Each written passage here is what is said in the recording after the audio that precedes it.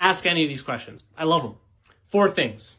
The FDA, Health Canada, which is essentially the Canadian version of the FDA, PubMed, Blue Ocean Regulatory. Let's dig in. So the first one, FDA. The FDA has a ton of resources that essentially tell you, hey, this is a banned substance or these ingredients are widely used within health and wellness in the supplement industry. It's a good baseline understanding of what I should use and what I can't use. Health Canada has a resource that is just so much better than the FDA. FDA's resources online, they're pretty confusing, pretty outdated. They're outdated from a user experience standpoint. So it has this thing called a list of monographs, which I'll link right here, an image of.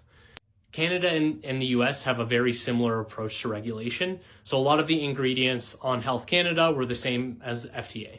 Essentially, we went through all of these and checked all of them to see if anything in here is something that we would want to have within the blend. And then any ingredient that we already knew we wanted in the blend, this helped us understand how much of said ingredient we would need per serving to get the desired claim or benefit. Once we got a basic understanding of what we wanted in the blend, we then went to PubMed. And we essentially took each ingredient and the claim that we had and made sure that there were hundreds, if not thousands, of articles supported by health scientists, professionals within the field that were deeply, deeply studied. And then number 4 is Blue Ocean Regulatory. Blue Ocean Regulatory had worked with brands that were doing $100,000 in revenue all the way up to $500 million within the health and wellness space. Basically a regulatory consultant group for the supplement industry that gave me a lot of comfort. Basically a team of professionals that have helped many health and wellness products or supplements get into the industry and do it the right way. I think the last one that's really important is the manufacturer. So manufacturers typically have R&D teams.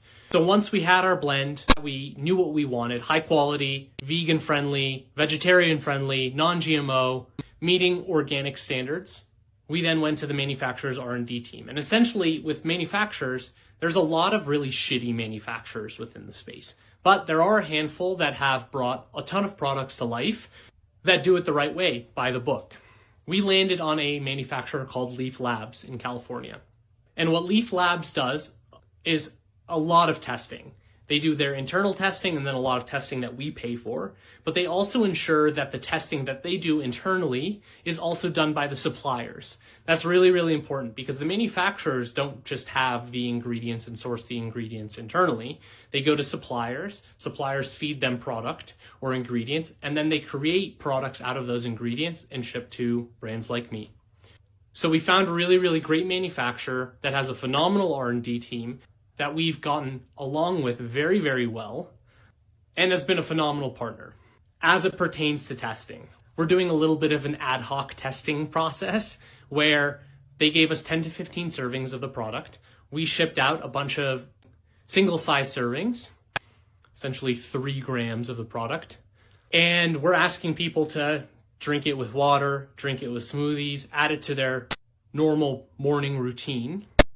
And we're asking for feedback. How does it taste? How does it make you feel?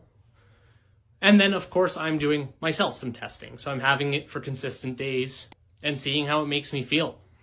The last thing I'll say is that over 35% of the product is turmeric. Turmeric has amazing benefits. So it tastes primarily like turmeric.